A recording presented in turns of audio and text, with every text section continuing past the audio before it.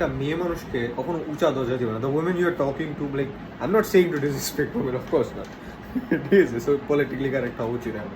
Okay, never never put women on a pedestal. কোনো দিনও the women you are talking to okay এত উঁচা দরজা দিবা না যে ব্রো ভাই এটাই লাগবো, ঠিক আছে, এটা ছাড়া আমি বাঁচুন না, she is a 10 out of 10, 11 out of 10, ভাই মা দেখছোস ম্যাম মা। না, ইউ লস্ট ইট, তুমি ওই মেয়েরে হারাই ফেলছো। Because you know why firstly মেয়ে মানুষদের এত কনফিডেন্স করতে থাকে, ঠিক আছে, because they know their value, they know যে হ্যাঁ আমার ডিমান্ড আছে। কীভাবে আছে?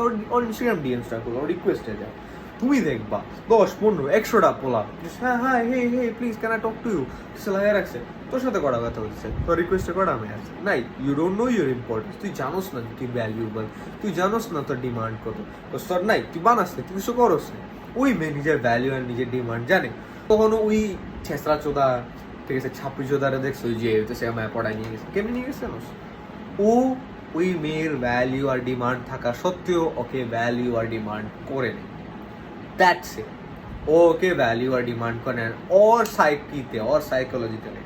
ফাক, এরপর আমার ভ্যালিউ করে নেই কেন? ওর মধ্যে তো কিছু একটা আছে, আমার তো জানা লাগবে। এই পোলা কেন চায়নি, কেন এই পোলা আমার পিছিয়ে ঘুরতেছে না? 1000 পোলা আমার পিছিয়ে ঘুরতেছে, ওর মধ্যেই 1000 পোলা আমার পিছিয়ে ঘুরতেছে, কেন আমার পিছিয়ে ঘুরতেছে না? এটার মধ্যে কিছু স্পেশাল আছে, এটারে আমার লাগবে, এখন আমার এটারই লাগবে।